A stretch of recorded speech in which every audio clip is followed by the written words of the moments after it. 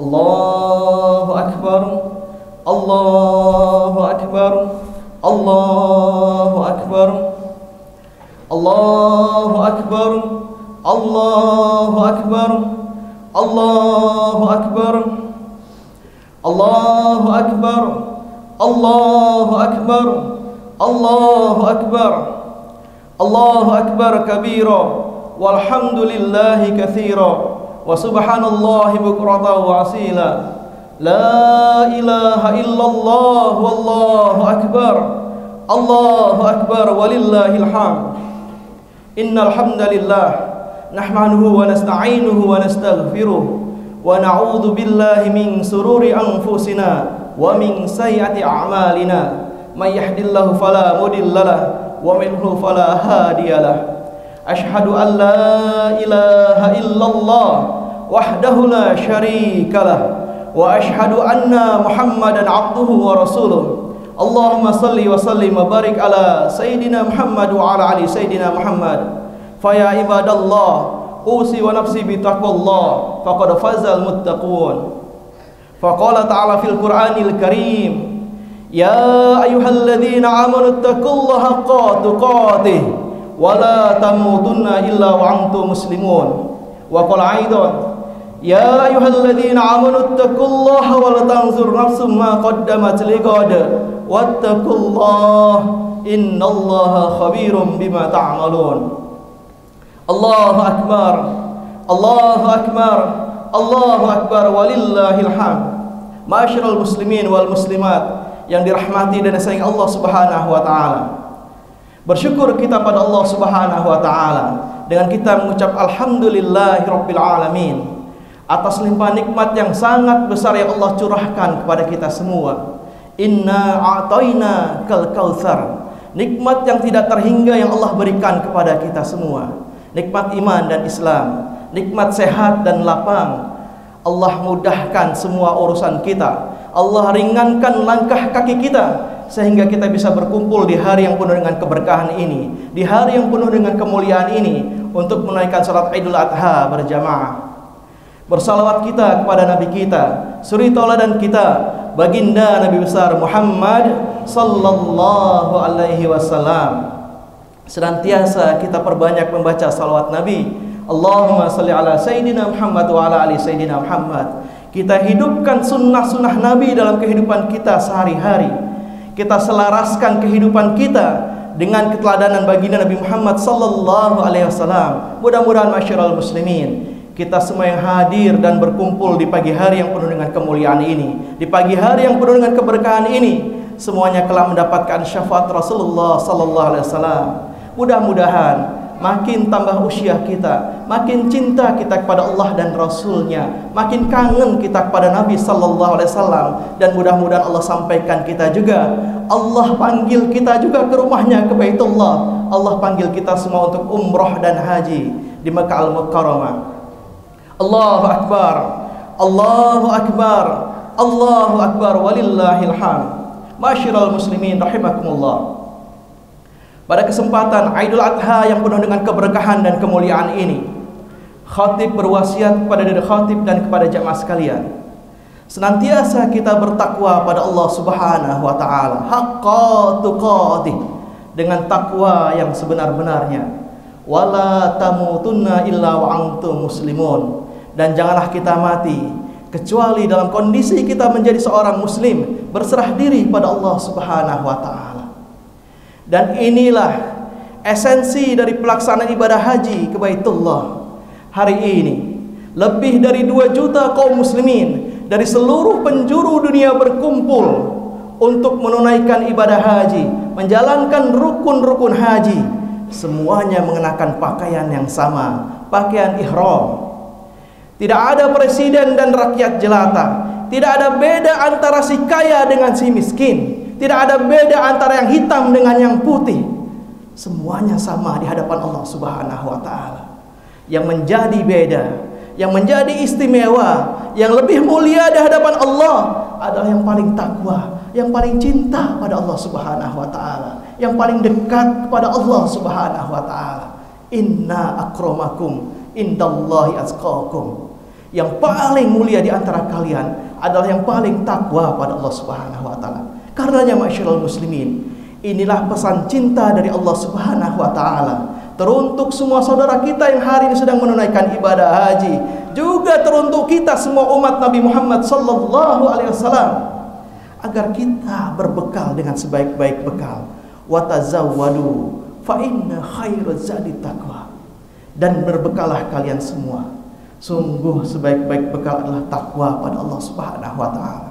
Makin tambah hari, makin tambah usia kita, makin dekat kita dengan liang kubur kita, mestilah makin cinta dan takut kita pada Allah. Makin dekat kita dengan Allah Subhanahu wa taala, makin takwa kita pada Allah Subhanahu wa taala. Allahu akbar, Allahu akbar, Allahu akbar, walillahil hamd. Ma'asyiral muslimin wal muslimat yang dirahmati dan disayangi Allah Subhanahu wa taala. Hari ini tepat setelah 9 hari kita berjuang.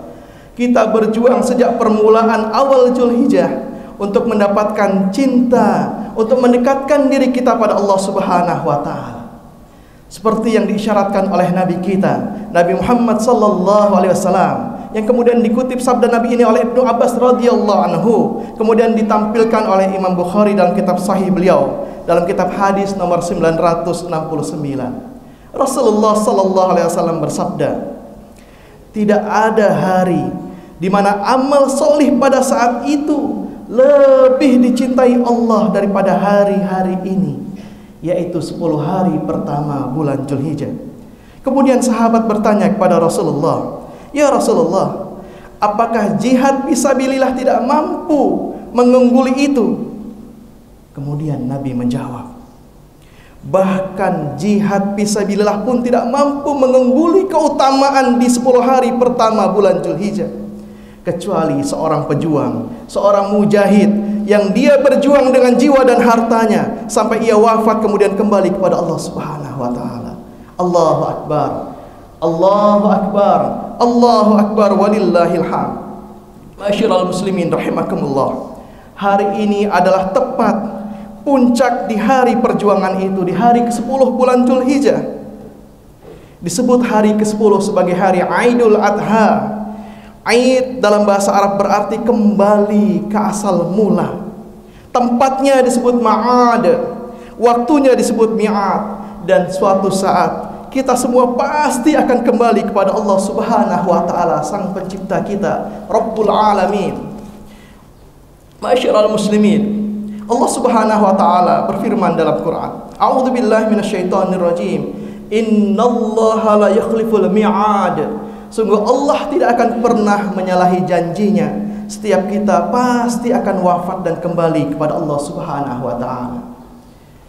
Aid merefleksikan pesan kepada kita bahwa siapapun kita, apapun pangkat dan jabatan kita hari ini, apapun status sosial kita saat ini, setiap kita pasti akan kembali pada Allah Subhanahu wa taala.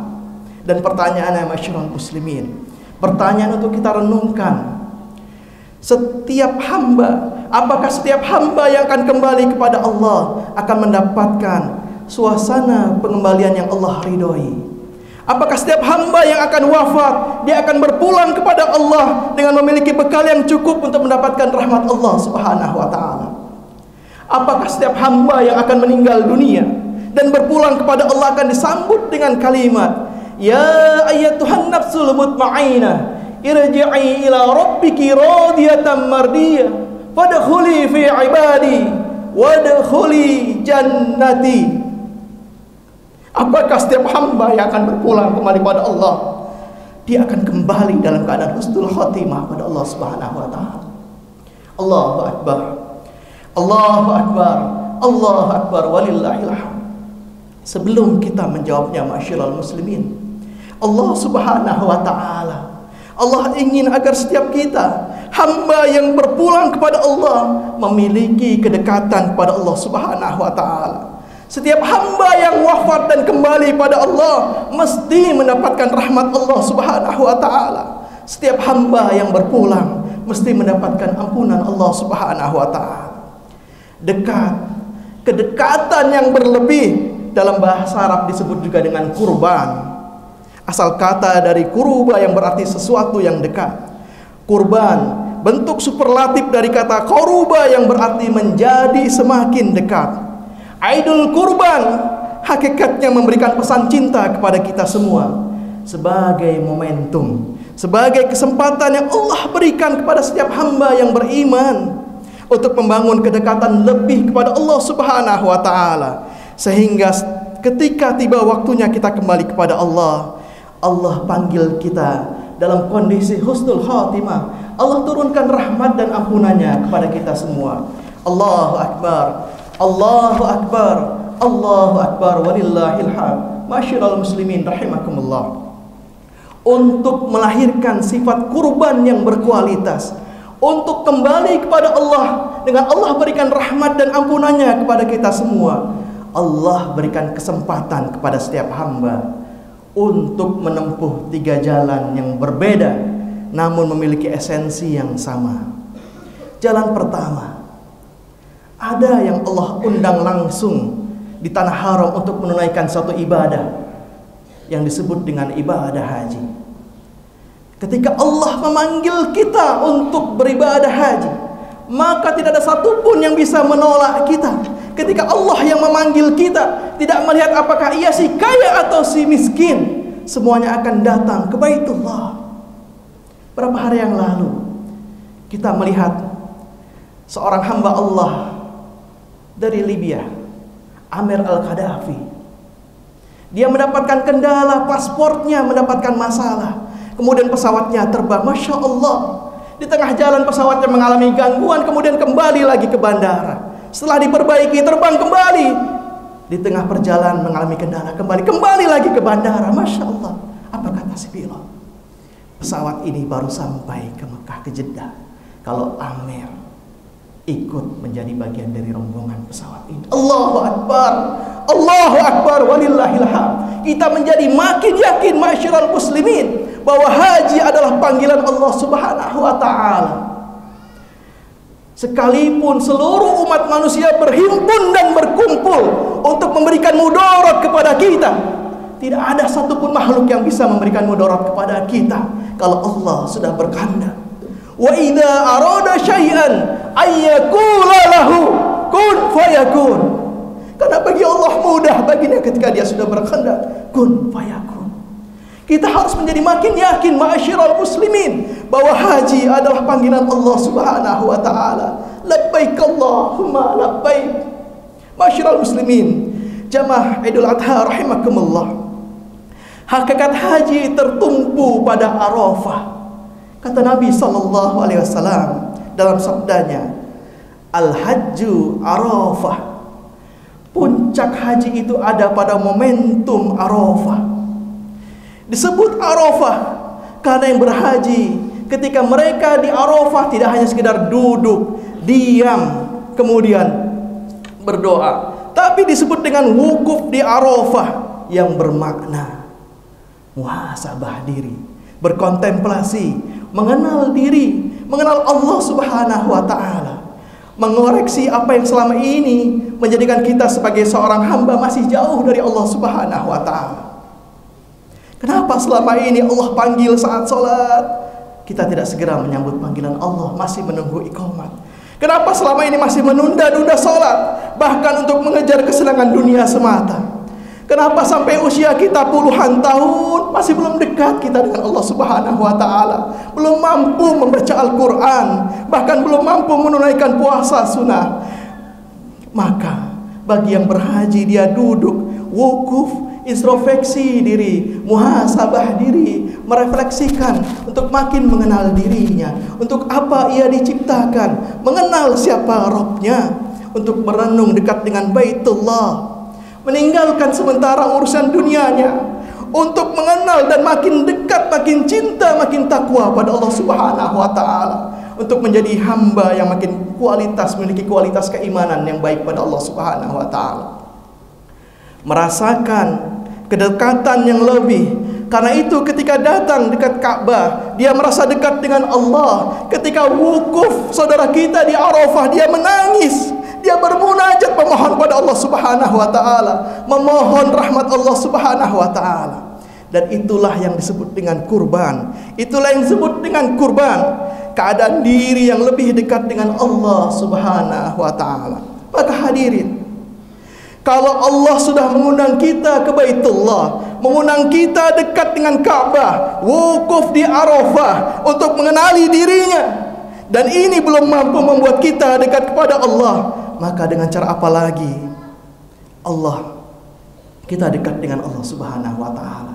Dengan cara apa lagi kita mendekatkan diri kita pada Allah Subhanahu wa ta'ala?